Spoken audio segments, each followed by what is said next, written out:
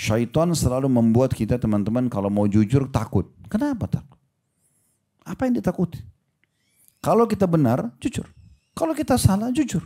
Salah pun pada saat kita jujur menyelesaikan permasalahan. Bohong itu tidak menyelesaikan masalah. Kecuali hanya detik-detik itu saja.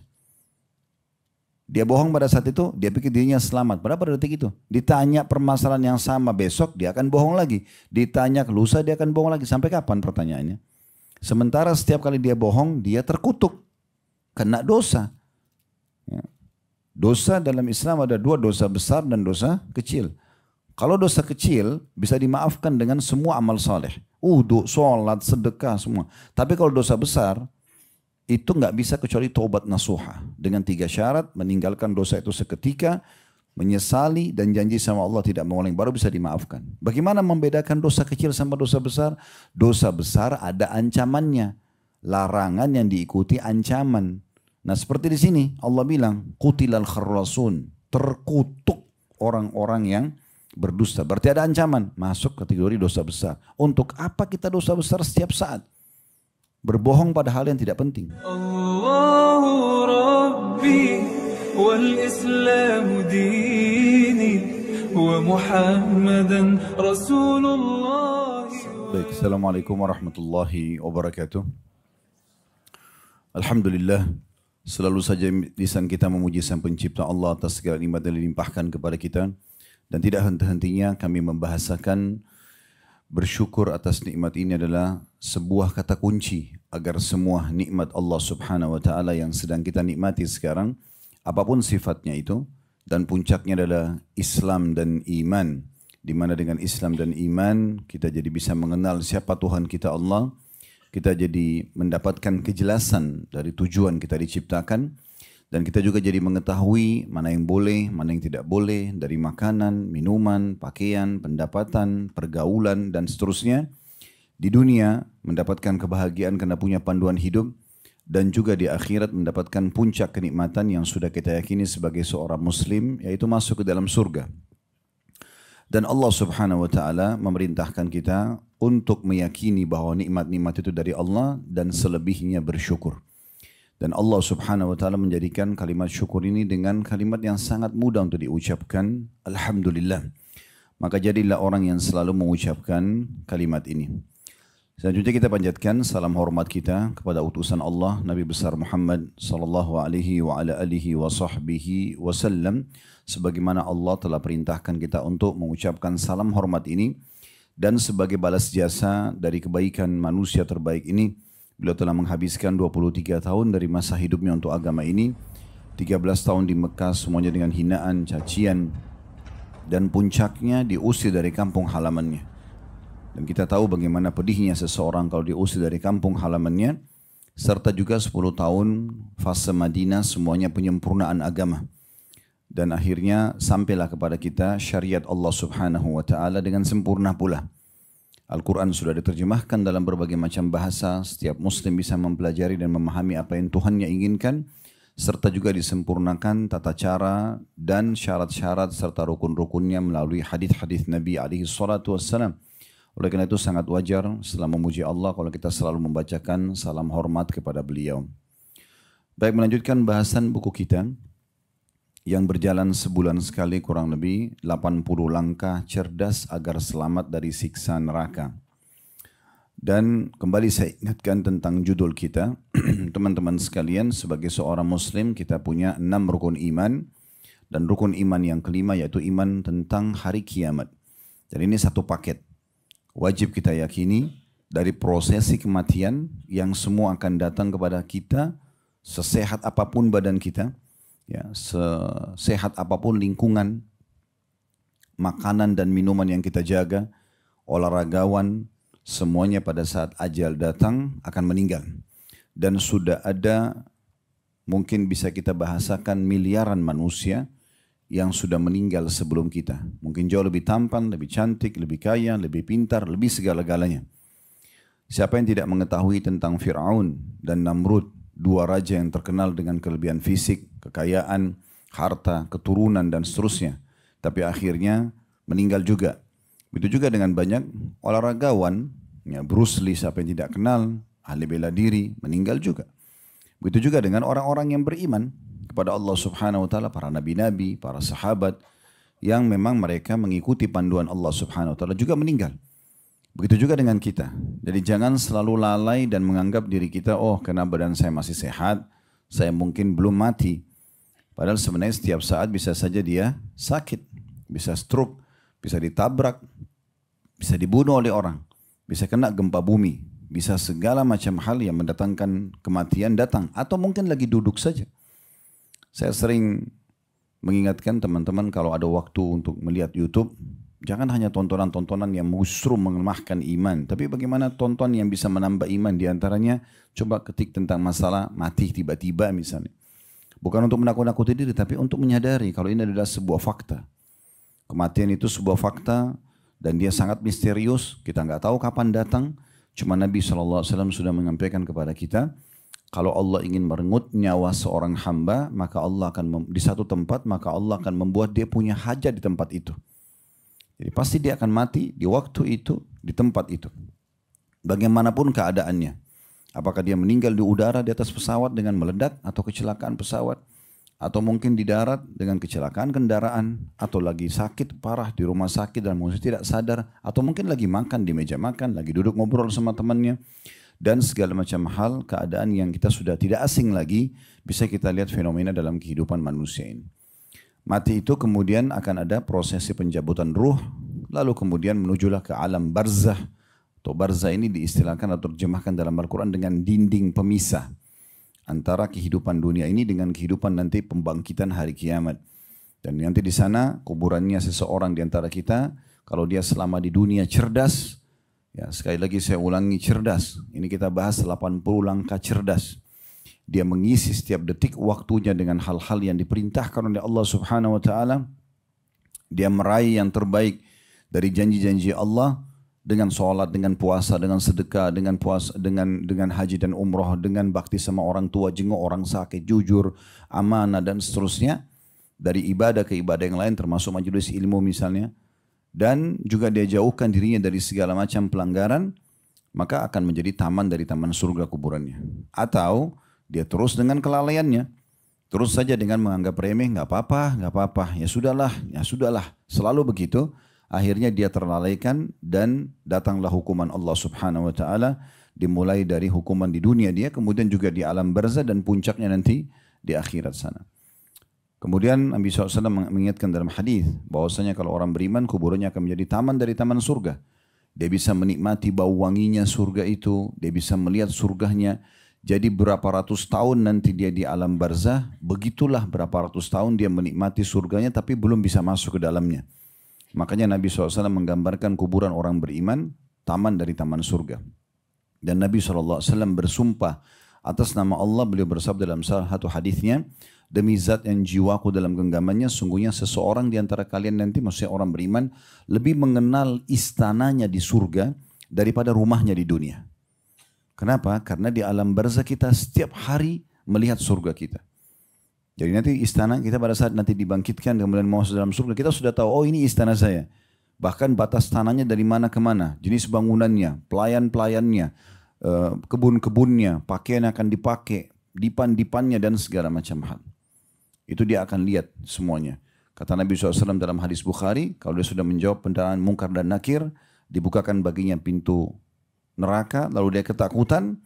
Lalu malaikat mengatakan, lihatlah dari apa Allah selamatkan dirimu, kemudian ditutup, lalu dibukakan pintu surga. Lalu malaikat mengatakan, ini tempat kau sekarang, maka si mayit ini orang mukmin akan mengatakan, ya Allah cepatkan waktu karena aku ingin ke surgaku. Lalu Allah Subhanahu wa taala berfirman, bentangkan permadani dari surga, sehingga sampailah kepada dia bau wangi surga tersebut. Maka jadilah kuburannya taman dari taman surga. Atau semasa hidup berisikan dengan segala macam pembangkangan, kekufuran, kesyirikan, kemunafikan, perbuatan-perbuatan yang tidak dicontohkan oleh Nabi SAW, sibuk dengan hal-hal yang tidak jelas faedah atau manfaat yang bisa didapatkan secara syar'i, maka atau secara agama, maka akhirnya kuburannya menjadi lubang dari lubang neraka dan akan disiksa di alam barzah itu. Dalam banyak hadis yang cukup mengerikan yang kata Nabi SAW, nanti di alam barzah itu Orang-orang kafir atau orang yang memang dasarnya kena hukuman karena banyaknya dosa yang mereka tidak tobat selama di dunia akan dipukul oleh malaikat dengan sebuah besi. Yang besi itu kalau seluruh jin dan manusia bersatu untuk membalikkan saja mereka tidak akan mampu. Kemudian dihantamkan ke orang ini maka dia akan teriak dan semua makhluk Allah mendengarkan teriakan tersebut kecuali jin dan manusia. Cuma kita saja nih sama jin yang ditutupi kupingnya nggak bisa dengar teriakan yang keluar dari kuburan. Tapi semua yang lain makhluk Allah mendengarkannya. Kata Nabi SAW, karena kalau jin dan manusia diperdengarkan teriakan tersebut maka mereka akan meninggal seketika. Kita bersyukur sebagai seorang muslim sudah dapat bocorannya. Jangan terus menerus lalai dan bodoh. Merasa masa bodoh tidak mau tahu majelis ilmu datang kapan mau, kapan ada waktu. Nggak dijadikan sebagai prioritas. Sholatnya, tutup auratnya, pendapatan halalnya. Ini semua nanti akan ada konsekuensi dari perbuatan tersebut. Beruntunglah orang yang beriman. Dan sudah dapat bocorannya. Toh juga di dunia ada fakta. Orang-orang yang beriman dan patuh kepada Allah bahagia. Mereka bisa menggunakan pakaian yang bagus, mereka bisa memiliki kendaraan yang bagus, punya pendapatan yang bagus, tidak ada larangan sama sekali. Ya, dan istilahnya atau boleh menikmati yang halal, boleh menikmati selama itu halal. Sebanyak apapun hartanya, setinggi apapun titelnya, setinggi apapun jabatannya, semua boleh dalam Islam. Yang penting halal. Berarti dunia mereka bisa nikmati. Di alam barzah dan di akhirat dapat yang terbaik. Kenapa nggak jadi seperti ini? Kalau orang beriman di dunia terkekang, nggak bisa makan, nggak bisa minum, nggak bisa biologis, nggak bisa segala macam, dan sangat terhina misalnya, mungkin cukup berat dan hanya ada janji yang kita belum lihat di akhirat sana. Tapi enggak, di dunia kita bisa nikmati.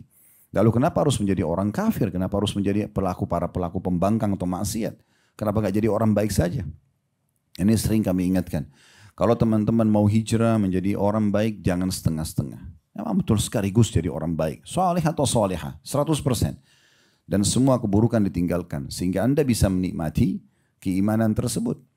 Begitu juga satu paket nanti hari kebangkitan. Kata Nabi SAW, jasad kalian akan dimakan oleh tanah kecuali tulang ekor kalian. Yang darinya nanti Allah akan bangkitkan kalian. Semua nanti akan bangkit. Dalam sebuah hadis yang sahih, kata Nabi SAW, Allah turunkan hujan yang akan menimpah nanti tulang-tulang ekor kalian lalu kalian tumbuh seperti tumbuhnya tanaman, dibangkitkan di mahsyar tapi dengan jasad yang baru, tulang-tulang pun menjadi besar karena kata Nabi SAW kalian akan dibangkitkan dengan postur ayah kalian Adam 60 siku ke langit. Jadi nggak seperti kita sekarang lagi postur tubuhnya, tapi paras wajah segala macam sama, cuma bedanya kita sangat besar nanti postur tubuhnya kembali kepada postur Adam alaihissalam. Itu 60 siku kurang lebih 27,5 meter tingginya kayak satu building. Tapi seperti itu penyampaian Nabi SAW. Dan beliau mengatakan dalam sebuah hadis yang lain, manusia itu dari awal diciptakan seperti Adam, 60 siku ke langit dan terus memendek sampai menjelang hari kiamat nanti. Jadi sekarang kita kalau lihat orang 2 meter sudah sangat tinggi bagi kita. Padahal sebenarnya itu sangat pendek dibandingkan ciptaan manusia awal. Dibangkitkan pada saat itu, disitulah penentuan. Semua orang akan berdiri di barisan di belakang Nabi masing-masing. Allah utus nabi-nabi, kemudian akan berdiri semua orang pengikut di belakang nabi tersebut, baik yang beriman ataupun yang kafir. Cuma bedanya yang beriman akan mengeluarkan cahaya dari tubuh mereka, dari tempat-tempat wudu, ya, karena ibadah mereka kerjakan, dan yang kafir akan kelam, bahkan muka mereka sudah mulai ada api yang membakarnya. Ada yang dibangkitkan dalam kondisi wajah mereka di tanah, ada yang dibangkitkan dalam kondisi mereka tenggelam dengan keringat mereka masing-masing, karena banyaknya dosa yang mereka lakukan, dan sekian banyak hal yang mengerikan yang sudah disampaikan. Sangat cerdas orang kalau faham ini kemudian dia jadikan sebagai pegangan hidupnya.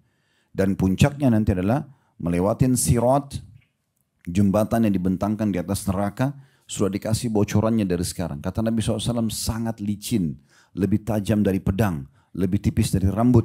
Ya. Menggelincirkan dan Allahu a'lam kata Nabi SAW berapa panjangnya sirat itu. Tapi dibentang di atas neraka. Orang-orang beriman dan semua kita termasuk insya Allah di dalamnya, mereka ada yang lewat seperti kilat, ada yang lewat seperti ya, burung yang terbang, ada yang seperti menunggangi kuda, ada yang seperti berlari, ada yang didorong oleh amalnya hanya sampai pertengahan jalan, kemudian dia mulai merangkak ya, dalam kondisi dia berdarah-darah sampai juga tiba di depan surga. Tapi bagi orang-orang yang kafir, orang munafik, orang musyrik atau dosanya sudah mengalahkan amal solehnya, maka akan masuk ke dalam api neraka tersebut. Hikmah kenapa orang-orang beriman dilewatkan juga di atas neraka. Karena gambarannya adalah neraka dulu dibentangkan sirat, surga setelah neraka tersebut. Agar setiap orang beriman pun menyadari betapa dahsyatnya neraka itu. Di saat dulu dia kufur, kalau dia kufur, dia maksiat kepada Allah, tidak taubat, maka ini akibatnya.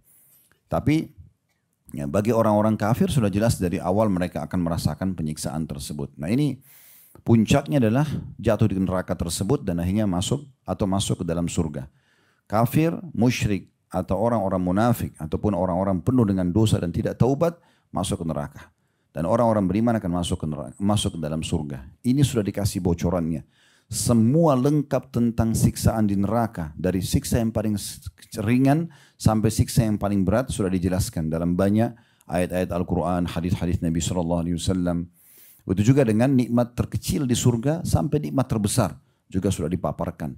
Bahkan Nabi SAW menggambarkan surga dan neraka itu gambaran para sahabat seperti kami melihat dengan mata kepala kami sendiri.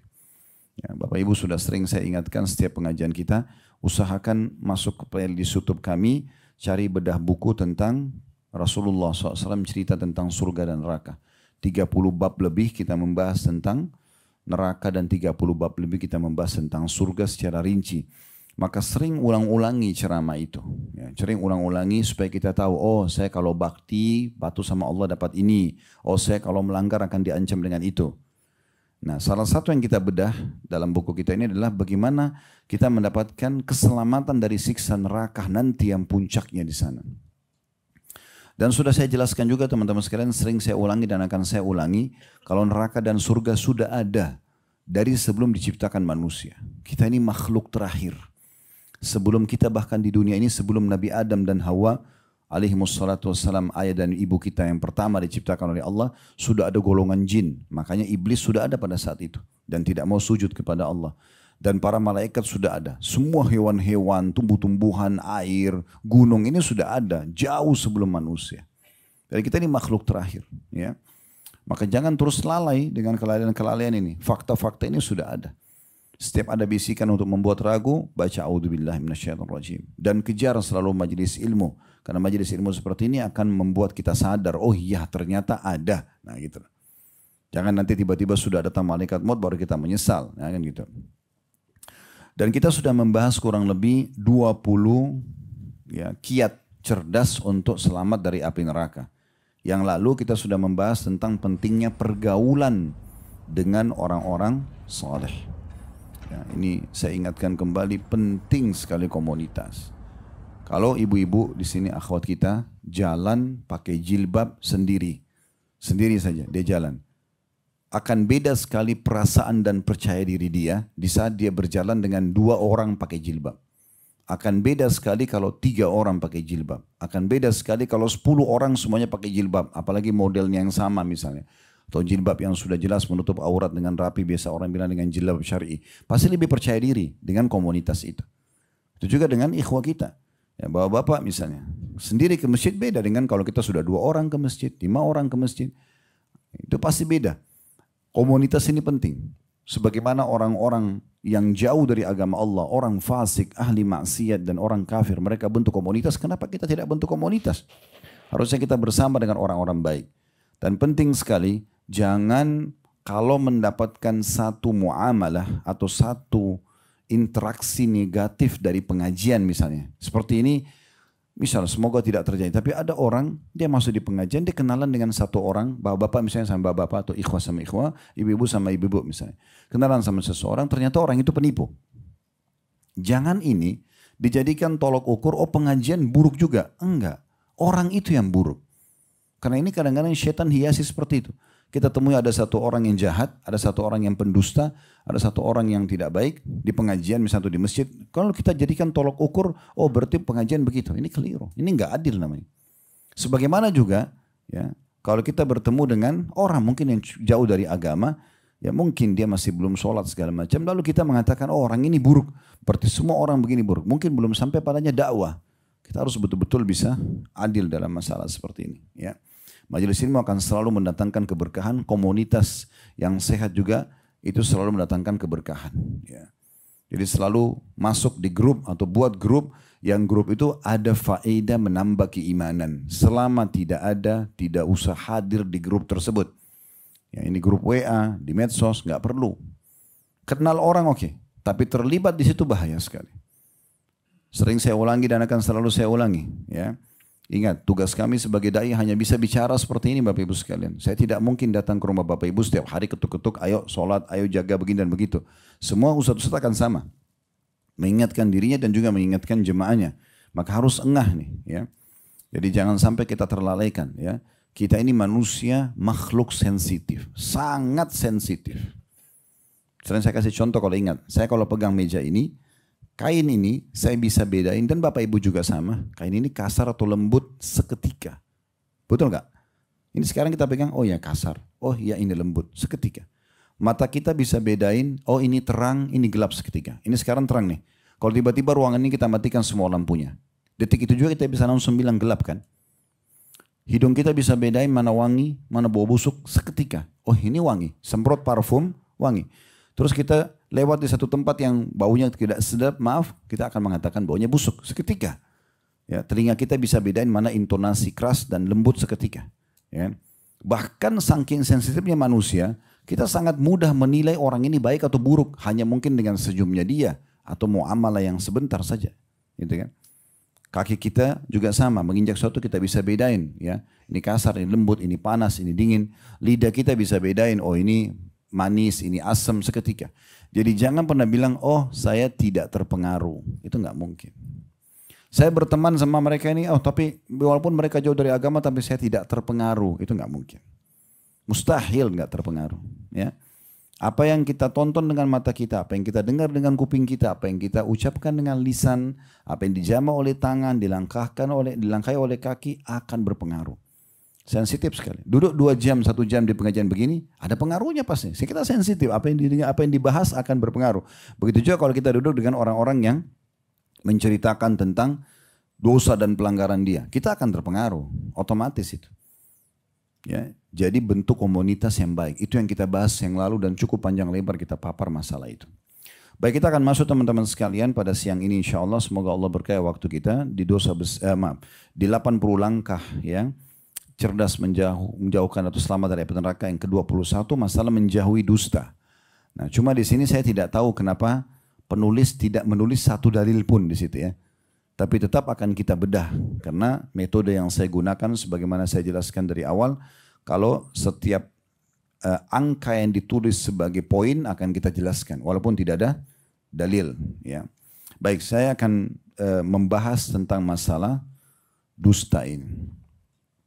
Teman-teman sekalian, Islam ini dan juga para penganutnya, kaum muslimin, memang Islam mengajarkan akhlak-akhlak mulia dan penganutnya juga punya kewajiban untuk mengambil akhlak-akhlak tersebut. Di antaranya adalah jujur. Ya, jujur dalam segala hal. Dan itu merupakan ciri khas. Apa yang nampak di wajah seorang muslim dan muslimah, maka itulah yang ada dalam hatinya. Dia suka, dia tampakkan suka. Dia tidak suka, apa yang nampak itu dalam hati itu juga tidak suka. Tidak akan berwajah dua, beda dengan orang munafik. Ya. Kalau kita diberikan, atau kalau kita misalnya, sampai ulama bahas begini, kalau seandainya ada orang yang lapar nih, muslim, lapar. Tapi karena dia malu ditanya, apakah anda lapar? Dia bilang enggak. Itu enggak boleh, dusta. Enggak boleh. Ya, saya lapar. Kenapa harus bohong? Enggak perlu bohong. Kadang-kadang kita hanya karena tidak enak sama orang. Karena dia yang bertanya. Beda mempermalukan diri itu kalau kita yang ucapin tanpa ada orang tanya. Ya. Iklan nih, saya lagi lapar, mana makanannya? Kan mungkin.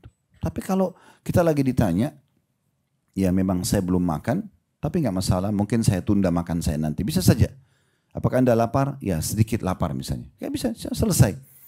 Kenapa harus bohong? Padahal yang sepele seperti itu pun, ya itu tidak boleh bohong. Yang merupakan lawan jujur tadi. Ya. Sementara jujur ini adalah hal yang sangat ditekankan. Oleh karena itu baginda Nabi SAW memiliki satu ciri khas yang luar biasa. Beliau sebelum diangkat menjadi Nabi, Allah Subhanahu Wa Taala sudah muliakan beliau. Pemuliaannya ini dengan sifat yang luar biasa. Ya, sifat yang luar biasa yaitu jujur. Ya, yaitu jujur. Ya. Baik, kita akan coba panjang lebar bahas ini teman-teman sekalian. Coba kita buka dulu. Ya. Karena kita sedang membahas menjauhi dusta ya. Jadi kita akan lebih fokus bahas dustanya, nanti akan kita hubungkan tentu pasti akan ada korelasinya dengan rivalnya atau lawannya yaitu jujur ya. Sekarang bisa dibuka dulu dalam surah Az-Zariyat, surah nomor 51 ayat 10 sampai ayat 11. Bermula dari sini dulu kita bahas ya. Surah Az-Zariyat, surah nomor 51 ayat 10 sampai ayat 11. Sudah? Saya akan bacakan. A'udzubillahi minasyaitonirrajim. Qutilal kharrasun. Itu ayat 10-nya. Ayat 11-nya, alladzina hum fi ghamratin sahun. Artinya, terkutuklah orang-orang yang banyak berdusta. Nah, kutuk itu dilaknat, terkutuk berarti diangkat berkah hidupnya. Ya.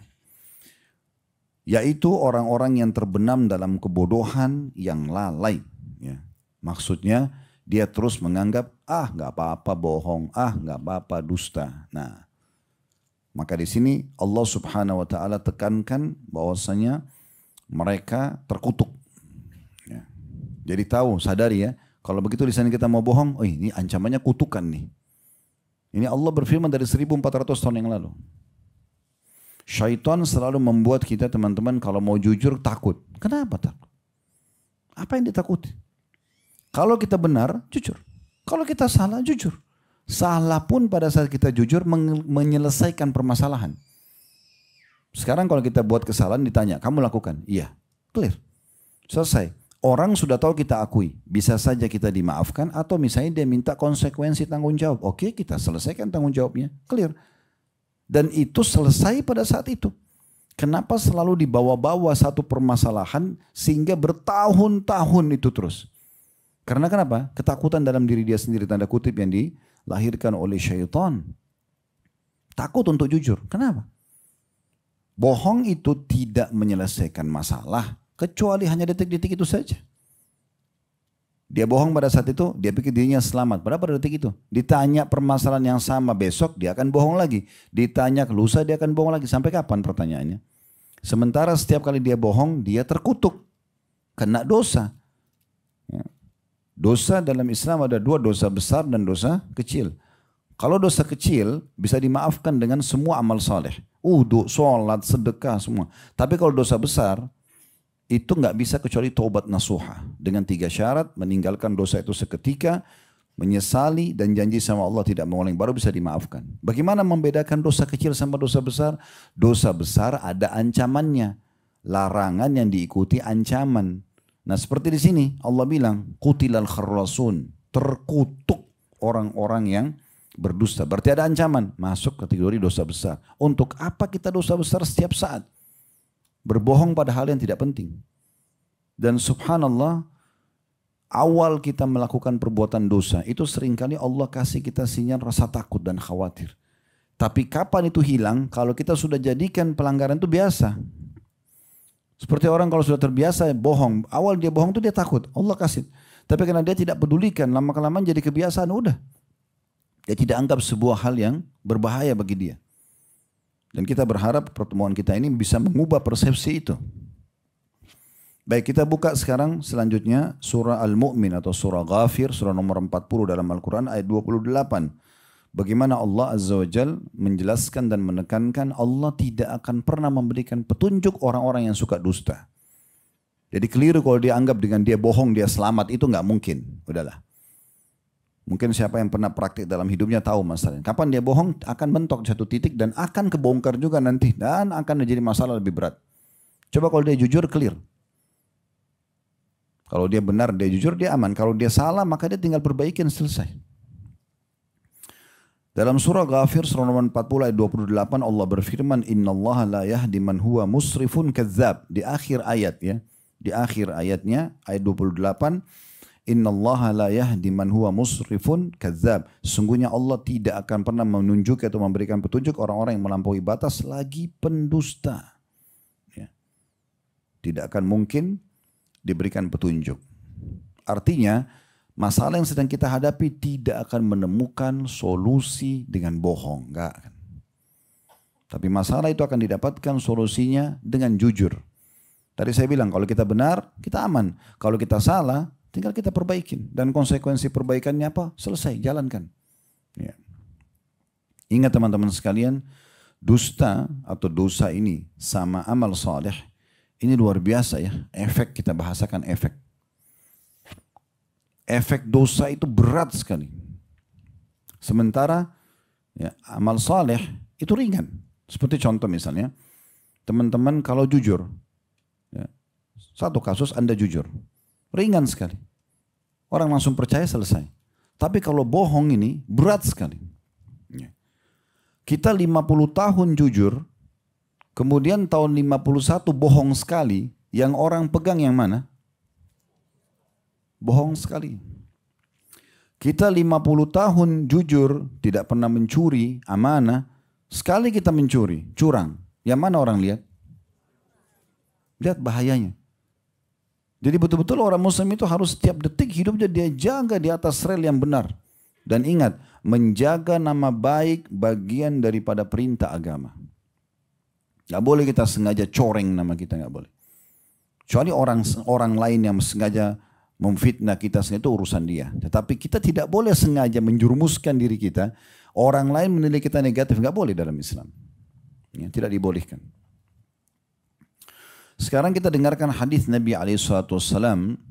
Ya. Tentu kalau dalam ayat Al-Quran cukup banyak, tapi kita pegangi tadi itu, cukupkan insya Allah. Sekarang kita masuk ke hadis Nabi SAW. Ada sebuah hadis yang mulia yang menunjukkan kalau bohong dosa besar, dusta itu dosa besar.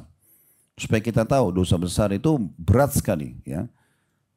Hukumannya bisa datang berat dan juga syarat untuk membersihkannya tadi saya bilang.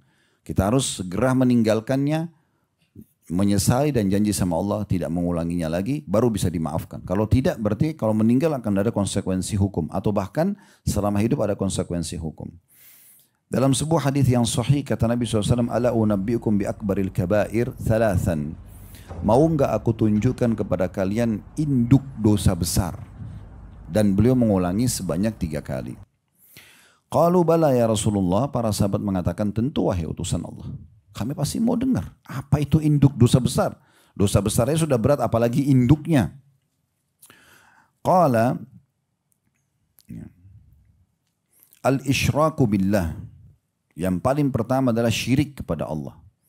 Menyekutukan Allah dengan makhluk. Ya seperti contoh paling jelas orang-orang Mekah dulu di masa Nabi SAW. Mereka tahu Ka'bah rumahnya Allah. Mereka tawaf untuk Allah. Tapi mereka datangkan patung sebagai sekutu Allah. Mereka berdoa sama Allah, berdoa juga sama patung itu. Ya di masa kita sekarang cukup banyak itu. Berdoa sama Allah, berdoa juga minta sama orang mati di kuburan. Berdoa sama Allah tapi masih pakai jimat-jimat.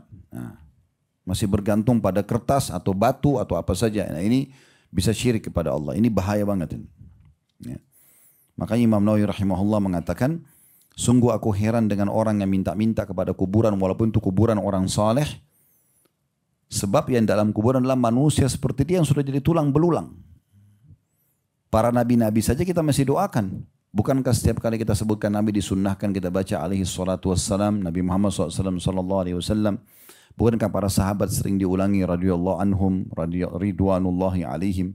Orang yang sudah mati kita sering mengatakan almarhum atau rahimahullah, ya doakan. Walaupun dia orang saleh, nah, kita doakan. Jadi bukan kita yang minta pada orang mati itu, hati-hati. Yang kedua, wa uququl walidain. Kemudian durhaka pada kedua orang tua. Setelah syirik durhaka. Jangan pernah bantah kedua orang tua, jangan pernah kurang ajar sama mereka, merendah, mengalah, dahulukan mereka, mumpung hidup. Kalau di sini yang masih punya orang tua hidup, saya dua-duanya sudah meninggal. Sudah tertutup pintu itu. Walaupun masih bisa, tapi tidak seluasa kalau mereka masih hidup. Kalau sudah meninggal masih bisa kita doakan, istighfar, umroh dan haji masih bisa. Tapi sebatas itu. Kalau masih hidup, bisa kita bawain makanan, bisa bawain minuman, bisa kita duduk hibur dengan buat mereka tersenyum, bisa kita pijat badannya, bisa kita berikan baju, sepatu, tas, apa saja. Mobil, rumah, senangkan. Dan Allah mengatakan dalam surah Isra, wala taqul lahumma uffin, jangan pernah ucapkan kalimat ibu ini, ayah ini. Wala tanharuma, jangan hardik mereka berdua. Qul lahum qawlan karima, dan ucapkan kepada mereka perkataan yang santun. Wakhfid lahum janaha dhulli minar rahmah, dan merendahlah kamu kepada keduanya. Wa qur rabbirhamhuma kama rabbayani shaghira, dan ucapkanlah, ya Allah rahmatilah mereka, jagalah mereka, kasihani mereka sebagaimana mereka mengasihi aku di masa kecil. Dan doa ini berlaku walaupun orang tuanya sudah meninggal dan mereka ya belum sempat mengurus si anak ini. Karena cukup sperma ayah dan sel telur ibu pada saat bertemu dan ibu bersabar 9 bulan sudah cukup. Itu adalah harus kita bakti seumur hidup kita. Baru yang ketiga, ini yang jadi saksi bahasan kita. Wajalasa wa kana muttaki'an. Nah pada saat Nabi SAW sampaikan tentang syirik dan durhaka sama orang tua, beliau tadinya ya, duduk. Tadinya beliau muttaki. Muttaki itu meletakkan siku di tanah, kakinya ngelonjor. Mesti sedikit agak santai Nabi sampaikan. Tapi tiba-tiba beliau duduk. Mengubah posisi untuk menyampaikan dosa yang ketiga. Ya, ini berarti berat banget. Lalu kata Nabi SAW, ala wa qawla zur. Dan ingat dosa besar yang ketiga induknya adalah dusta. Bohong ini.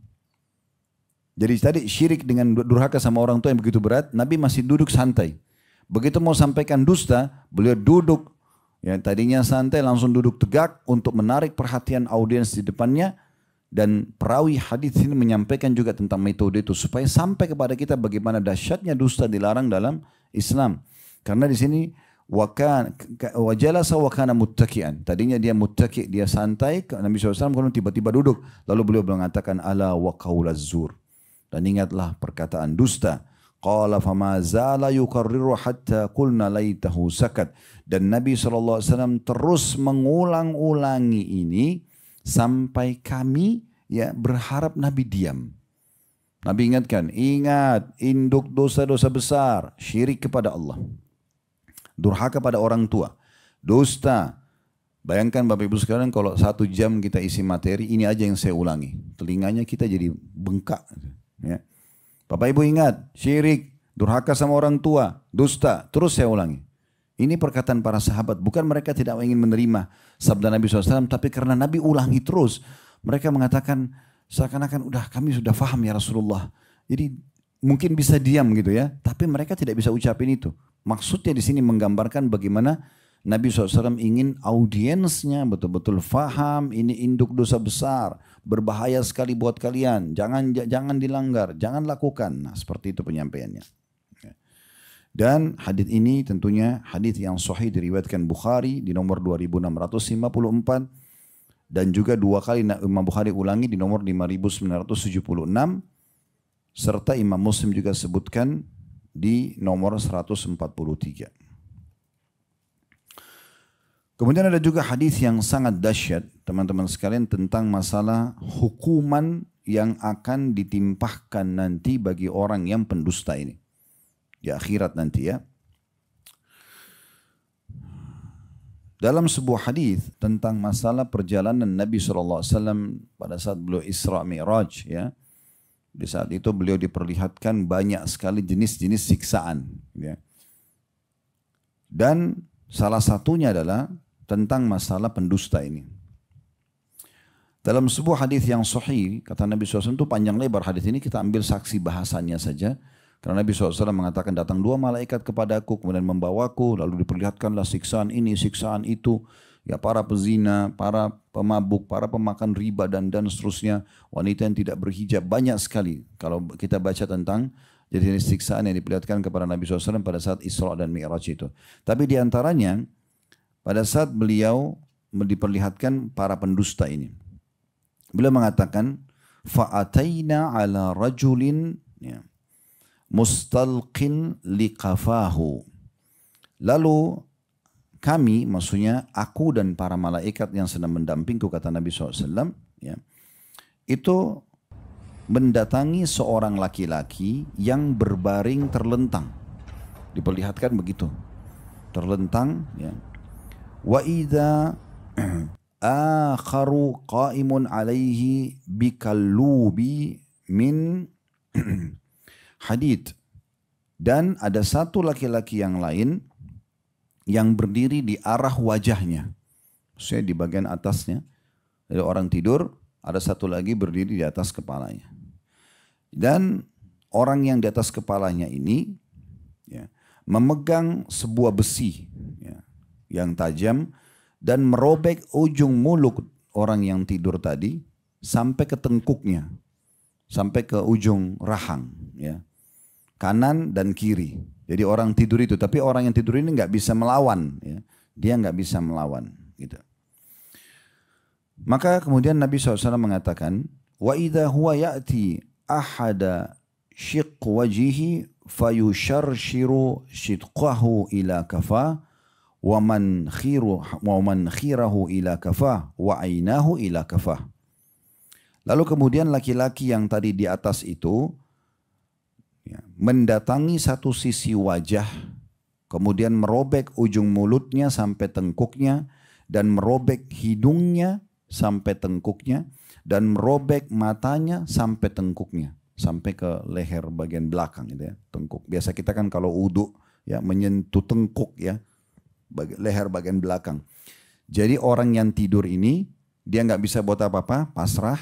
Ada orang di atasnya pegang besi yang tajam, kemudian orang yang di atasnya ini masukkan besi di mulutnya, ditarik sampai ke tengkuknya. Terus yang hidungnya juga ditarik sampai ke tengkuknya. Kemudian juga matanya sampai ke tengkuknya. 3 ini disobek luar biasa. Ini pakai kuku kita aja sudah sakitnya luar biasa gitu. Bagaimana dengan besi ini? Ya. Maka kemudian Nabi SAW bertanya kepada 2 malaikat tersebut, siapa orang ini? Apa kesalahannya sampai begitu berat siksaannya? Ya. Maka malaikat mengatakan, wa ammar rajulul ladzi ataita alaihi, laki-laki yang kamu datangi ini ya, yusharshaku atau yusharsharu sidquhu ila kafa, yang disobek mulutnya sampai ke tengkuknya, wa mankhiruhu ila kafa, hidungnya sampai ke tengkuknya, wa ainuhu ila kafa, dan matanya sampai ke tengkuknya, fa inna rajulu yaghdu min baitihi fayakdzibul kadzbata tablugul afaq, yaitu seseorang yang keluar dari rumahnya lalu dia berdusta, yang dusta itu tersebar luas sampai mencapai seluruh penjuru. Ya. Hadits ini diriwayatkan oleh Bukhari nomor 7047. Ya, kalau kita sekarang ini, hadits ini sangat relevan dengan keadaan kita sekarang ya. Karena dulu orang kalau mau sebarin berita dusta, hoax gitu ya, itu kan dia harus ngomong kepada si fulan, si fulan, si fulan, si fulan, ya kan repot ya. Mungkin untuk nyebarin hoax 1 hari itu bohong, mungkin butuh 10 orang mungkin 1 hari. Sekarang jutaan orang bisa dalam hitungan detik sebarin di medsos, selesai. Tersebarlah. Orang semua percaya apa yang dia sebarin padahal sebenarnya bohong. Ini bahaya sekali. Hati-hati teman-teman sekalian. Saya sarankan, ini sekarang sudah dekat pilkada, pilpres. Jangan terlalu banyak ikut campur. Ya. Doain negara kita supaya diberikan yang terbaik. Apalagi ibu-ibu, masak aja bu. Gak usah sambil goreng tempe, pegang handphone. Kamu nomor berapa? Gak usah. Gak penting. Gak penting. Nanti hangus tuh tempenya. Suami istri ribut. Yang satu nomor 1, satu nomor 2. Kenapa? Akhirnya tidak biologis. Hilang pahala. Nah, ada satu keluarga saya tahu. Di setiap kali pilpres pasti satu keluarga beda pilihan semua. Ribut. Anak sama orang tua pun ribut. Saudara sama saudara ribut. La haula wa la quwata illa billah. Kenapa? Kita ribut, mereka senang-senang saja. Tidak ada masalah bagi mereka di atas. Menang kalah bagi mereka biasa saja. Kenapa kita yang ribut ini? Yang jadi masalah kadang-kadang untuk mendukung apa orang yang dia suka, biar hoax tebarin aja. Hati-hati yang jadi tim sukses ini. Ya. Nasihat lillahi ta'ala. Kalau berita benar, tidak apa-apa disebarin. Kalau untuk menjatuhkan orang, berita bohong untuk apa? Ingat hadis Nabi SAW, hadis sahih. Siapa yang sengaja mencari-cari aib seseorang, Allah akan bongkar aibnya dari dalam rumahnya sendiri. Ada saatnya nanti, hati-hati. Di dunia akan ada itu, di akhirat lebih berat lagi. Tidak ada manfaatnya buat kita, jangan ikut campur. Milih-milih aja, selesai. Tapi jangan sampai kita ikut-ikutan, nyalain ini, nilai itu, nggak usah. Syaitan lagi bermain nih sekarang. Ya. Ratusan juta orang masyarakat Indonesia sekarang ini akan dibuat benci sama si fulan, benci sama si fulan. Apalagi bencian ini akan membawa pada apa? Kan ketidaksimpatikan akan membuat kepada kebencian. Kebencian akan membawa pada kebohongan. Oh itu pasti. Ujungnya pasti akan membohongi. Orang itu buat begini, itu enggak benar. Dia bohongkan. Ya. Ini bahaya sekali. Dan kita tahu teman-teman sekalian, kalau dusta ini adalah tanda-tanda orang munafik. Orang mukmin tidak boleh bohong, dia jujur. Kalau orang munafik jelas. Dan kalau ada orang beriman atau orang muslim berdusta, ada pada dirinya tanda-tanda kemunafikan sampai dia taubat. Hadits yang masyhur kan itu. Yang kata Nabi SAW dari hadits Abu Hurairah radhiyallahu anhu, ayatul munafiki thalath. Tanda-tanda orang munafik. Munafik itu Allah jelaskan dalam Al-Quran, innal munafikina fid darkil asfali minan nar. Orang-orang munafik itu di dasarnya neraka. Siksaan paling berat itu pada orang munafik. Kalau orang kafir, jelas kan? Jelas di kekafirannya. Orang munafik ini pura-pura Islam. Berwajah dua. Makanya dia lebih berat hukumannya. Tapi kalau ada orang bukan rusak secara akidah, ya, nifaq i'tiqad namanya. Jadi dia bukan karena pura-pura Islam. Kayak di masa Nabi SAW ada Abdullah bin Abi Salul gitu kan. Dia memang pura-pura. Memang dia ngaku muslim tapi dia bukan muslim. Allah bongkar kedoknya dan banyak pengikutnya di masa Nabi SAW. Di perang Uhud kalau kita tahu dia mengajak 300 orang. Kan tadinya pasukan muslim 1000. Jadi sisa 700 kenapa? Karena Abdullah ini ngajak 300 orang teman-temannya munafik semua pulang untuk menjatuhkan semangat muslimin. Mereka pikir begitu. Padahal sebenarnya justru Allah inginkan kebaikan. Karena kalau mereka ada di pasukan umat Islam mereka bisa berkhianat kan gitu. Justru Allah pulangkan mereka. Mereka niatnya menjatuhkan semangat tapi malah sebaliknya. Malah menolong umat Islam. Nah, jadi kadang-kadang kita itu kalau ya diselamatkan oleh Allah SWT dari pergaulan-pergaulan dari teman-teman yang buruk itu bersyukur. Jangan kita merasa kehilangan. Ya. Jadi kata Nabi SAW, kalau ada orang beriman, itu kan tadi kalau munafik yang tulen ya. Tapi kalau ada orang beriman tapi dia masih punya sifat munafik ini berarti ada tanda-tanda kemunafikan pada dirinya sampai dia taubat. Bahkan ada 4 hal kalau bergabung pada dirinya pasti dia munafik tulen kata Nabi SAW. Kita mulai dulu dari hadis ini. Kata Nabi SAW, ayatul munafiki thalath, tanda-tanda orang munafik ada 3, idha haddatha kadzab. Yang paling pertama Nabi ingatkan kalau dia berbicara dia berdusta. Yang bisa dipegang dari manusia apa? Lidahnya. Kalau dia sudah bohong, apa yang mau dipegangi? Ya. Hewan masih bisa ditarik ekornya. Gitu. Tapi kalau manusia nggak bisa. Lisan ini luar biasa teman-teman sekalian. Mungkin dia biasa secara paras wajah, postur tubuh, mungkin ekonomi biasa aja. Tapi karena lisannya jujur kita nyaman. Mungkin orang itu cantik, gagah, tapi dusta, kita jadi tidak nyaman. Ya. Jadi itu ciri yang pertama. Yang kedua, wa idza wa'ada akhlaf. Kalau dia berjanji dia pungkiri. Nah, orang munafik. Ya. Datangnya iya, tapi nggak datang. Ya. Nah, kalau nggak bisa datang, bilang dari awal nggak bisa. Saya nggak bisa. Saya kalau ditawarin Ustaz isi pengajian di sini, oh saya langsung jawab, saya nggak bisa. Tolonglah Ustaz, memang gak bisa, jadwalnya gak bisa. Jadi dari awal selesai clear. Ustaz tolong datangnya ada acara pernikahan ini. Oh maaf saya gak bisa. Dari awal. Orang yang kenal saya sudah tahu pribadi itu. Saya memang gak pakai basa-basi. Enggak, iya. Clear, selesai. Untuk apa jadi PR buat kita? Karena merasa gak enak. Kita Indonesia ini kadang-kadang suka banyak gak enaknya tapi salah tempat. Gak enak itu kalau kita ambil haknya orang lain. Itu gak enak benar. Buat dosa sama Allah itu benar gak enak. Gitu. Tapi kalau nggak enak minta maaf, nggak enak mau minta maaf. Karena nggak enak. Daripada dihisap hari kiamat, nggak ada pakai nggak enak di situ. Maafin saya langsung clearkan. Mungkin setelah itu 1 detik kita mati, dituntut sebenarnya di hari kiamat. Pahala sholat kita diambil untuk apa? Hanya karena nggak ucapin maaf? Apa? Salah tempat ini. Kan gitu. Kemudian yang ketiga, wa idza tumina khan, kalau dia diberikan amanah maka dia ya, berkhianat. Amanah ini banyak ya. Jangan selalu dibayangkan amanah itu cuman ini handphone dititip atau orang dititip ini amanah. Itu salah satunya. Termasuk kata-kata atau cerita yang dititipin. Jadi kalau ada yang bilang begini, saya mau cerita Bu ya, saya mau cerita ukhti, saya mau cerita Pak, akhi, tapi jangan cerita sama orang lain ya. Terus kita bilang iya, berarti apa itu? Amanah. Jangan pergi lagi sama teman, saya mau cerita sama kau ya, tapi jangan cerita sama orang lain. Karena dia bilang jangan cerita sama orang lain. Loh sekarang dia sudah berkhianat nih. Tanda-tanda kemunafikan. Sekali bilang iya enggak. Sampai sahabat mempraktekkan,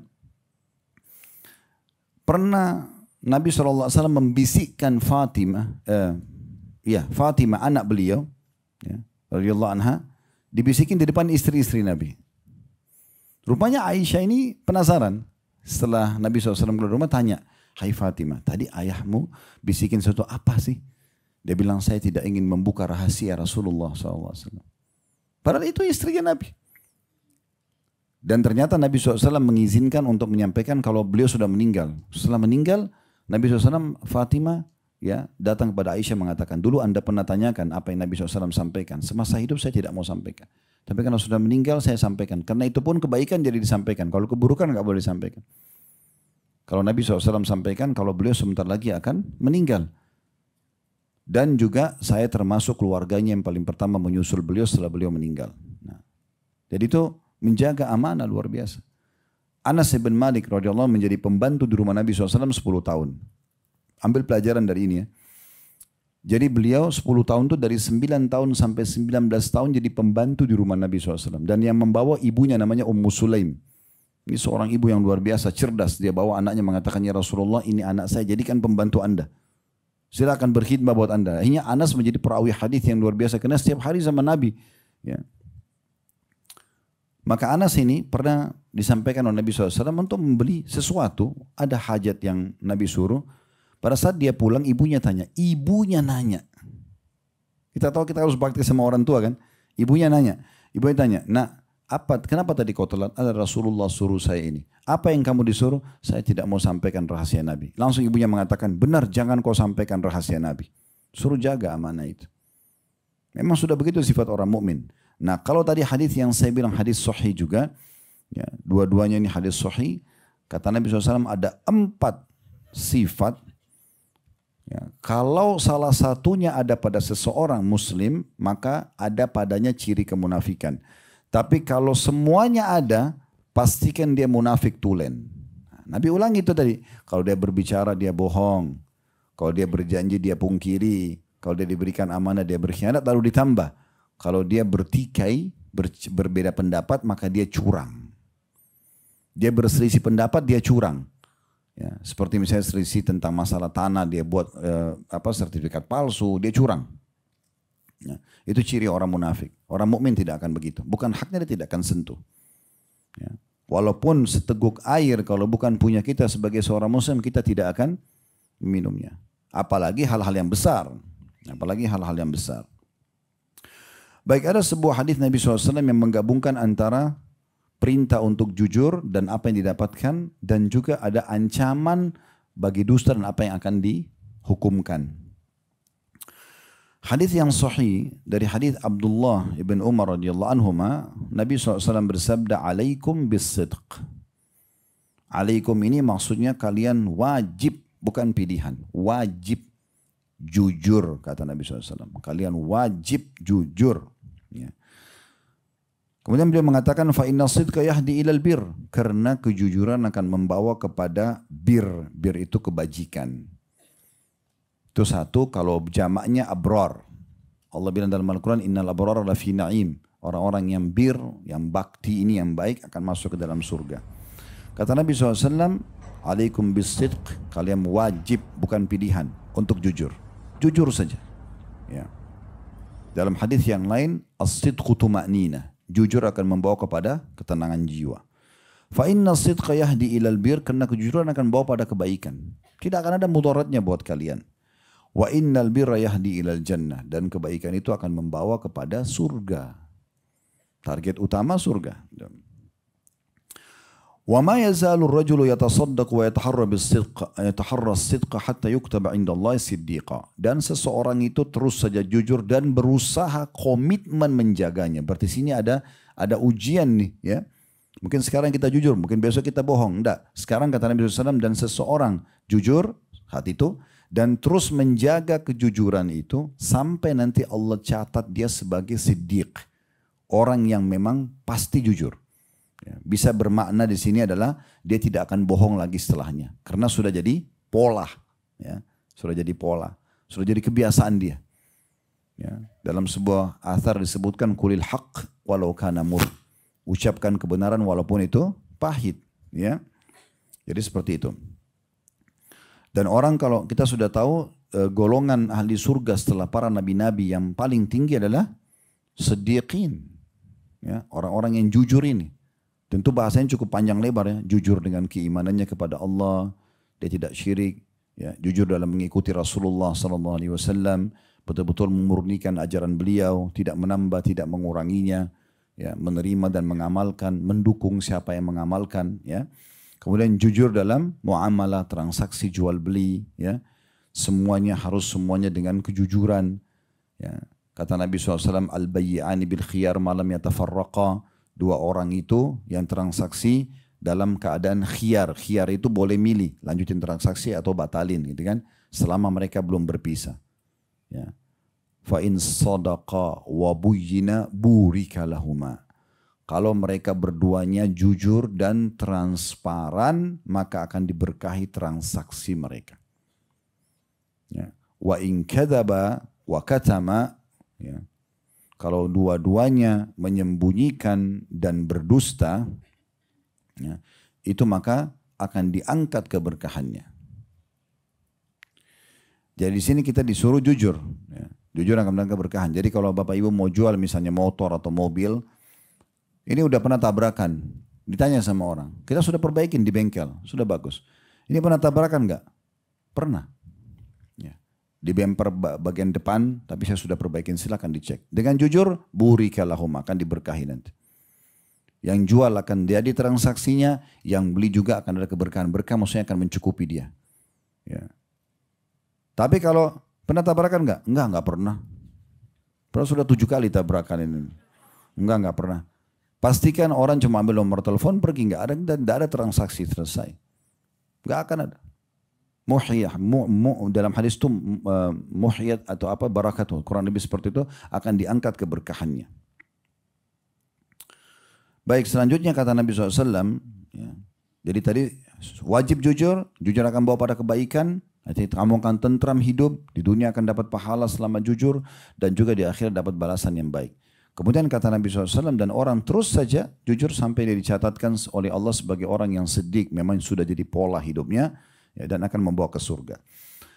Lalu kata Nabi SAW, wa iyyakum wal kadhib, dan wajib kalian tinggalkan bohong. Fa innal kadhiba yahdi ilal fujur, karena bohong akan membawa kepada kemaksiatan. Fujur itu banyak maknanya. Pelanggaran, pembangkangan, kemaksiatan gitu kan. Keburukan. Wa innal fujura yahdi ilan nar, dan keburukan itu akan bawa kepada neraka nanti. Wala yazalu wa ma yazalu rajulu yakdzibu wa yataharral kadhiba hatta yuktaba indallahi kadzdzaba. Dan seseorang berbohong dan terus saja berbohong setelahnya, karena memang bohong ini akan mendatangkan bohong yang setelahnya sampai Allah catat dia sebagai pendusta. Sudah catat pendusta ini susah berubah karena sudah pola, gitu ya, sudah pola. Ini bahaya sekali. Ya. Dan hadis ini hadis sahih diriwayatkan Imam Muslim di nomor 2607. Ya. Kemudian teman-teman sekalian, Nabi SAW mengingatkan kita dalam banyak sekali hadis-hadis beliau tentang pentingnya menjaga lisan ini. Jadi baik itu dari bohong atau yang lainnya ya. Misalnya bertutur kata yang kasar, menghina, mencaci maki, semuanya pokoknya. Tapi puncaknya bohong. Puncaknya bohong. Nah biasanya pembohong itu umumnya kasar. Suka mencaci maki. Biasanya begitu. Ya. Jadi semua tidak boleh. Jadi orang mukmin itu memang jujur lisannya. Lembut tutur katanya. Tertata dengan rapi. Dia tidak akan ucapkan kecuali yang ada manfaatnya. Ya. Sebagaimana Imam Syafi'i rahimahullah mengatakan dalam statement yang menarik. Ya. Beliau mengatakan setiap orang... ya, atau jika seseorang mau bicara, maka sebelum dia mengucapkan kata-katanya itu, harusnya dia berpikir dulu. Berpikir dulu. Jika tampak jelas maslahatnya, benar ini akan mendatangkan kebaikan buat dia. Di sini sesuai dengan kebaikan dipandang oleh agama ya. Maka dia bicara. Dan jika dia ragu-ragu, maka dia tidak bicara sampai jelas maslahatnya. Sebagian ulama salaf juga mengatakan, semua tutur kata yang belum diucapkan, maka masih jadi pemiliknya ya, orang tersebut. Misalnya kita ini jengkel sama orang, atau kita mau mengucapkan dusta, kita masih belum ucapkan, berarti masih milik kita kan. Berarti masih ada di diri kita. Bisa kita telan, batalin, selesai. Yang jadi masalah ini kalau sudah terlanjur diucapkan, ini seperti bola liar, sudah milik orang semuanya. Sekali kita lempar kebohongan, jadi bola liar dia. Sekali kita caci maki orang, jadi bola liar. Dan selalu saja, ya, sebagaimana seorang penyair mengatakan, kurang lebih terjemahnya dalam bahasa Indonesia, ini penyair mengatakan, kalau engkau titip emas pada orang, pastikan tidak akan bertambah. Tapi kalau engkau titip kata-kata, pastikan bertambah. Nah, kita titip emas 1 kilo sama orang, kira-kira dia mau baik hati tambah jadi 2 kilo? Kan tidak mungkin. Dikurangi mungkin ya. Tapi kalau kata-kata nih, ya, kita ucapin satu kata nih, kita cerita apa nih sama orang, maka pastikan orang yang mendengar itu akan menambah 2 kata, 2 kalimat, ya, 2 baris. Ada orang yang Masya Allah kita titipin 1 baris kata, dia 2 lembar gitu kan. Dan itu umumnya orang seperti itu kalau tidak bertakwa kepada Allah Subhanahu Wa Taala. Apalagi dalam diri manusia ini ada sifat penasaran ya. Sekarang kalau Bapak Ibu tidak gunakan keimanan, misal contoh, ini contoh saja. Kita lagi lewat, ada satu orang lewat di jembatan. Dia lihat ke arah sungai itu, tapi sedikit dengan heran wajahnya misal. Dia nggak ngomong apa-apa nih. Ada orang lewat, ini kalau orang tidak beriman sama Allah atau mungkin kurang imannya, dia mungkin memang suka ya cari informasi apa nih yang kira-kira bisa dia dijual sama orang ya. Maka dia akan lihat orang ini. Walaupun orang itu tidak bicara, dia akan pergi. Maka dia akan penasaran cari, apa yang dilihat sama orang ini tadi. Gitu. Ada orang ketiga datang, lalu bertanya, apa yang kau lihat? Oh, ada buaya. Misal. Dia akan bisa ucap, padahal sebenarnya tadi orang pertama nggak bilang apa-apa nih. Orang yang kedua pergi, orang yang ketiga sudah tangkap ada buaya. Datang orang yang keempat, ada apa? Oh, buaya wujud manusia. Nah, banyak sekali di Indonesia itu. Saya berapa kali pergi ke pedalaman gitu ceramah. Oh, di situ ada keyakinan masyarakat, Ustaz, di kampung ini katanya ada buaya kepala manusia. Dari mana ini? Hah? Kalau ada sudah seluruh dunia kamera datang sekarang. Mana buaya kepala manusia ini? Belum pernah Allah ciptakan dan tidak akan pernah ada. Tapi dibuat rekayasa begitu. Maka syaitan hiasi. Saya pernah kasih contoh ya. Kalau Bapak Ibu lewat di satu rumah, rumah itu pernah ada orang bunuh diri. Pagarnya jaraknya 10 meter. Kalau kita lewat di situ, syaitan ada di situ akan bisikin kita. Ya. Tuh yang bantung bunuh diri itu perempuan, rambutnya panjang, matanya belalak, keluar darah dari hidungnya. 10 meter itu supaya kita takut. Karena kalau kita takut, syaitannya ini nanti akan bisa menguasai kita. Pada saat kita takut, ya benar mungkin. Gak usah lihat Begitu kita lihat betul penampakan itu. Jadi yang lihat itu cuma yang takut atau percaya sama syaitan. Orang beriman mustahil.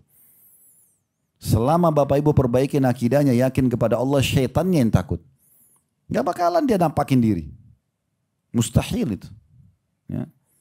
Karena di sekitar kita sekarang banyak syaitan ini. Ini syaitan sekarang marah sama saya karena saya bongkar kedoknya. Ya. Tapi biarin aja. Karena emang Allah suruh jadi musuh dia. Gitu kan. Tapi memang kita nggak lihat, syaitan nggak ganggu. Orang yang takut saja, itu dukun tuh, mereka adakan ritual panggil-panggil syaitan. Oh, sudah setengah mati baru kemudian ya datang syaitannya. Pernah ada satu dukun di Saudi, sedikit saya berbagi cerita, ditangkap. Di Saudi itu ada Hayya Amil Ma'ruf Nahi Munkar. Ada satu, kalau tidak salah kementerian khusus itu, menyuruh pada kebaikan, melarang dari kemungkaran gitu ya. Setahu saya ada. Tidak tahu kalau sekarang ada perubahan, tapi setahu saya dulu dari saya kuliah sampai terakhir saya masih ke sana itu saya masih ada saya lihat ini. Kadang-kadang kalau waktu sholat mereka ingatkan, ya apalah di pasar tuh biasa diingatkan kalau ada perempuan yang tersingkap auratnya diingatkan dan seterusnya lah. Nah pernah ada satu tim khusus itu menangkap dukun-dukun di Saudi itu. Dan itu dukun luar biasa tuh. Kalau sudah ketangkap nggak ada lagi toleransi. Seperti hadis Nabi SAW, haddus sahir darbatun bis saif. Ditangkap, kepergok, penggal lehernya. Karena mudaratnya bahaya sekali. Kalau kita di Indonesia kan Masya Allah hidup subur mereka gitu ya. Bahkan gelarnya luar biasa, orang pintar. Ya. Dan saking pintarnya dia bisa menipu orang pintar ditipu. Kita yang orang sudah sarjana pun pergi ke dukun. Bawa foto suami, bawa foto istri. Yang jelas teman-teman sekalian pernah ada satu dukun ketangkap, dia anggap dirinya dukun paling hebat. Dan saya sendiri cuplikannya itu. Disuruh sama syekhnya itu yang nangkap dia. Kebetulan ini pakar ruqyah gitu kan di Saudi. Ditanya, coba sekarang kau praktekin bagaimana caranya kau panggil syaitan kamu itu. Dipraktekin sama dia. Dia pakai baju merah. Dia bilang, ini baju saya, baju ritual dipakai sama dia. Dia ambil pecut, ya, pecut kuda. Kemudian dia bilang sambil panggil-panggil namanya syaitan. Ya. Baru dia pecut-pecut badannya. Dia bilang kalau badan saya sudah mulai berdarah, baru saya dengar suara. Subhanallah. Ngapain ini? Belum tentu juga dikasih. Syaitan ini penipu. Ya. Penjahat gitu. Minta tolong sama dia mustahil. Ya. Dan Nabi SAW sudah ingatkan, jangan percaya sama mereka, jangan percaya sama mereka. Gitu. Siapa yang datang ke dukun, tanya aja, tidak diterima suratnya 40 hari. Dia nggak usah pergi. Gitu kan. Siapa yang datang ke dukun, percaya, ya, dia telah kufur kepada risalah Nabi Muhammad SAW. Tidak boleh. Gitu kan. Jadi jangan sampai nih ya kena tipu. Baik, jadi kita kembali tadi Imam Syafi'i rahimahullah mengatakan orang harus bisa mengontrol lisannya sebelum dia mengucapkan. Dan dalam hadis Nabi SAW, hadis yang sahih, ini jaminan Nabi SAW, ya, dan sekaligus sebenarnya ancaman isi hadis ini ya. Man yadhman li ma baina lihyaihi wa ma baina rijlaihi admanu lahul jannah. Siapa yang bisa menjamin apa yang ada di antara dua rahangnya, mulutnya. Tidak ucapin dusta, tidak caci maki, tidak hardik, tidak menghina segala macam. Dia kontrol lisannya betul-betul. Yang keluar ini hanya emas saja. Kalau bukan perintah agama sehingga dapat pahala, atau minimal yang mubah. Kayak nanya kabar orang, ya, tanya alamat, yang mubah-mubah. Selama tidak ada manfaatnya, diam. Gak usah ucapin. Kata Nabi SAW, siapa yang menjamin untuk apa yang ada di antara dua rahangnya, lisannya, dan siapa yang bisa menjamin antara dua pahanya, kemaluannya, maka aku akan jamin bagi dia surga. Ternyata dua ini memang sumber masalah dalam kehidupan. Lisan sama juga kemaluannya. Di saksi bahasan kita masalah lisan. Dan hadis ini hadis yang sahih riwayat Bukhari nomor 6474 ya. Dan ini lafaz beliau atau lafaz Imam Bukhari. Dan dalam hadis yang lain juga kata Nabi SAW kepada Uqbah bin Amir radhiyallahu anhu, atau Uqbah berkata, "Qultu ya Rasulullah," saya berkata ya Rasulullah, "Man najah?" Apa itu keselamatan? Supaya saya selamat di dunia, bahagia, tidak punya masalah sama orang-orang, di akhirat juga saya selamat. Nabi SAW pesan kepada beliau, "Amsik alaika lisanak." Pesan pertama Nabi untuk selamat, pegang lisanmu. Jangan dusta, jangan mencaci maki, jangan menghina, jangan menghardik. Jaga lisan. Karena disitulah penilaian orang. Dan disitulah penilaian Allah Subhanahu wa ta'ala. Baik maka baik, buruk maka buruk. Ini saksi bahasan yang pertama. Kuasai lidahmu. Jaga, kontrol. Ya. Yang kedua, wal yasa'aka baitak. Ya, atau baituk. Wal yasa'aka baituk. Yaitu hendaklah ya, rumahmu itu luas bagimu. Maksudnya kalau tidak ada perlu di rumah aja. Nah, gitu. Itu perintah Nabi, itu keselamatan. Karena kan banyaknya dosa ini kalau sudah mulai keluar rumah. Tidak ada kegiatan keluar rumah. Habisin waktu di luar rumah. Maka sangat terbuka pintu-pintu dosa. Tinggal di rumah itu ibadah. Ya. Ini perintah Nabi SAW. Kalau perlu baru keluar. Tidak perlu nggak usah. Selalu saya ingatkan ya. Apapun yang kita lakukan, apapun yang kita ingin transaksikan, kebutuhan. Bukan keinginan. Selama keinginan tidak akan selesai-selesai. Ya. Butuh silakan. Tidak butuh jangan. Gitu kan. Duduk aja di rumah. Ini sabda Nabi SAW.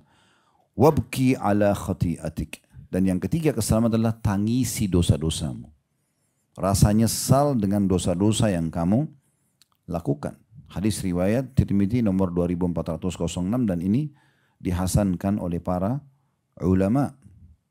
Ya, jadi ini penting sekali untuk digarisbawahi tentang masalah ya, bagaimana menjaga lisan itu.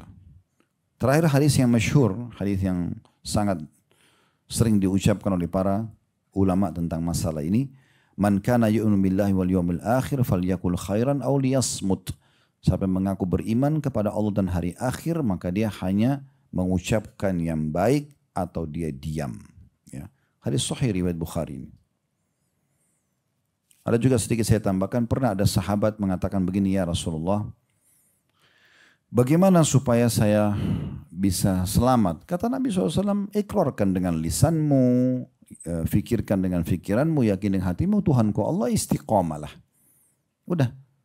Yakin Allah Tuhan, terus istiqomah aja. Yang Allah perintahin, kerjakan, wajib atau sunnah yang Allah halalkan, nikmati. Yang Allah larang, jauhi, clear.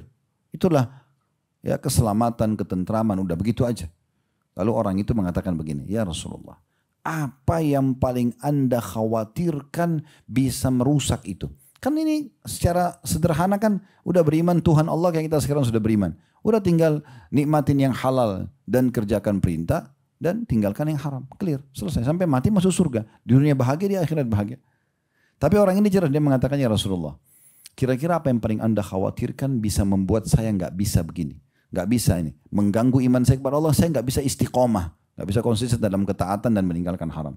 Maka Nabi SAW tarik lidah beliau, tarik lidah yang mengatakan, hadza, ini aja nih, ini jadi masalahnya. Selama orang bisa kontrol lisannya, dia hanya ucapkan zikir kah, berdoa kah, ya, nasihat kah, sesuatu yang baik atau yang mubah tadi saya bilang, tanya alamat, tanya kabar orang, ya. Maka itu cukup. Enggak yang lain diam, nggak perlu. Gitu. Selama nggak perlu nggak usah. Ya, ini penting sekali. Kalau begitu Ustaz kita nggak bisa bercanda, boleh kan bercanda mubah. Kata Nabi SAW, saya juga bercanda, tapi saya tidak ucapkan kecuali kebenaran. Ya. Jadi Nabi SAW juga bercanda dengan para sahabat. Karena itu mubah, boleh.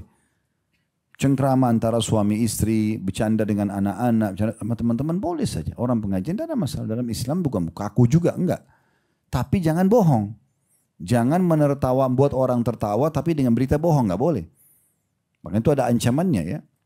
Itu ada ancaman berat sekali bagi orang yang sengaja bohong. Sementara dia ya, hanya tujuannya membuat orang lain tertawa, itu tidak boleh sama sekali. Ya. Itu ada larangan yang sangat tegas berhubungan dengan masalah ini. Bahkan kalau tidak salah diistilahkan dalam hadis itu dengan wail. Wail itu kayak kecelakaan, kebinasaan. Orang yang sengaja membuat orang lain tertawa, sementara dia sendiri dengan berita bohong, dia sampaikan dengan berita bohong. Dan sekian banyak teman-teman sekalian, cukup banyak dalil-dalil berhubungan dengan masalah ini. Maka yang paling penting saya simpulkan adalah langkah cerdas kita selamat dari api neraka yang ke-21 adalah menjauhi dusta. Mulai hari ini kita selalu jujur saja. Ada juga satu hadis mungkin yang saya perlu sampaikan berhubungan dengan masalah bohong ini supaya saya nggak ditanya lagi sih. Ya. Karena saya berharap tidak ada pertanyaan sebenarnya. Pulang jujur, amalkan, mati masuk surga. Selesai, jangan banyak nanya. Ya. Begitu kalau pengajian. Oh renungi, oh ini ilmunya. Amalin, selesai.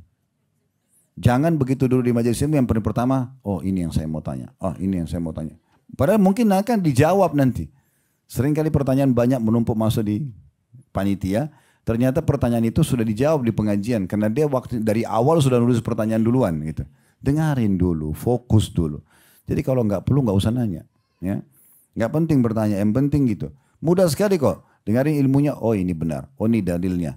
Oh saya dapat ini kalau saya kerjakan. Oh saya kena ancaman ini kalau saya langgar. Udah pulang amalin, mati masuk surga, selesai. Ya, simple aja gitu. Ya. Baik, kita perlu garis bawahi teman-teman sekalian bahwasanya orang yang jujur itu adalah bagian daripada perintah agama dan sangat ditekankan mulai sekarang kita belajar dan juga kita menghindari dusta tersebut. Namun ada sebuah hadis Nabi SAW mungkin yang perlu kita garis bawahi. Hadis ini tentang masalah adanya keadaan yang tidak dianggap itu adalah berdusta. Ya. Tidak dianggap itu adalah berdusta. Ya. Disebutkan dalam sebuah hadis ya, yang kata Nabi SAW, saya bacakan dulu hadisnya dari Ummu Kalthum. Ya. Ini binti Uqbah bin Abi Mu'aid. Ya. Sebenarnya Uqbah bin Abi Mu'aid ini ya, dia meninggal dalam keadaan kafir, ayahnya, tapi ini anaknya mukminah. Wa kanat minal muhajiratil awwal. Ya. Allati bay'na an-nabiyya sallallahu alaihi wasallam. Dia termasuk wanita yang pertama hijrah ya, dan pertama membaiat Nabi sallallahu alaihi wasallam. Dia mengatakan akhbarathu annaha sami'at Rasulullah sallallahu alaihi wasallam. Dia menginformasikan kalau dia mendengar Rasulullah sallallahu alaihi wasallam bersabda, "Laisal kadzdzabu alladhi yuslihu bainan nas wa yaqulu khairan wa yanmi khairan." Bukan termasuk orang yang bohong adalah orang yang ya, mendamaikan antara dua orang yang sedang bertikai. Dua orang yang sedang bertikai. Tapi ini bukan berarti kita boleh bohong ya. Cuma memang kita memperdekat permasalahan. Contoh misalnya si A sama si B ribut, cekcok. Lalu kemudian kita memperdekat permasalahan itu dengan kita mengatakan misalnya kepada si A. Anggaplah si A ini lebih tua, si B lebih muda. Kita mengatakan kepada si A, sebenarnya mungkin menurut saya mudah-mudahan si B ini sebenarnya merasa bersalah gitu ya. Cuman karena dia tidak tahu, karena lebih muda dia tidak tahu bagaimana cara memulainya. Mungkin ada baiknya Anda yang memulainya. Misal. Kemudian kita datang kepada si B mengatakan, mungkin si A juga mengetahui kalau apa yang dia lakukan salah. Tapi karena dia lebih tua, dia mungkin berat untuk memulainya. Bagaimana kalau engkau memulainya? Jadi seperti itu. Ya. Ini contohnya saja. Kemudian dikatakan, qala Ibnu Syihab walam yasma yurakhis fi syai'in mimma yaqulun nasu. Ya. Kadzib illa fi thalathin. Dan Ibnu Syihab perawi hadis mengatakan, aku tidak mendengar sesuatu yang diberi keringanan ya, dan tidak dianggap dalam masalah dusta kecuali pada 3 perkara. Peperangan. Nah, peperangan ini misalnya ada seseorang muslim ditawan oleh musuh. Ya. Lalu musuh itu tekan dia. Coba jelaskan ya, berapa jumlah pasukan umat Islam. Misalnya jumlahnya 5.000. Di sini jangan dia bilang kan Islam suruh saya jujur. Ya, jualnya 5.000 aja. Padahal musuh ini sebenarnya kekuatannya mungkin 1 juta pasukan. 5.000 kecil sekali. Mungkin dia bilang banyak jumlah umat Islam. Ya. Mungkin dengan dia niat jumlah umat Islam semuanya. Itu dia sebutkan angka tertentu. Itu tidak dianggap dia sedang berdusta. Kemudian yang kedua adalah al-islah bainan nas. Memperbaiki keadaan 2 orang tadi yang bertikai. Dan wahadithul rajul imra'atahu wahadithul mar'ati zawjaha. Puji-pujian bercandahnya suami istri. Ya, itu. Saya belum pernah ketemu wanita secantik kamu. Saya belum pernah ketemu laki-laki setampan kamu. Padahal bohong dia. Banyak orang yang lebih cantik dan lebih gagah. Tapi untuk membahagiakan rumah tangganya boleh. Ya. Cuma ini jangan juga terlalu sering diulang-ulangi ya. Nanti dia tahu, oh ini nggak benar. Dan ini pun kalau memang benar, dia butuh pujian itu. Jadi nggak usah dipuji kalau nggak butuh pujian, gitu kan? Sekarang istri lagi masak, masakannya kurang enak memang, gitu kan? Asin, enak nggak? Enak, nggak apa-apa. Karena memang kan secara umum enak. Sekarang kelebihan garam, kalau garamnya dikurangi enak nggak? Enak kan? Cuma nanti lain kali garamnya kurangi ya, nah gitu.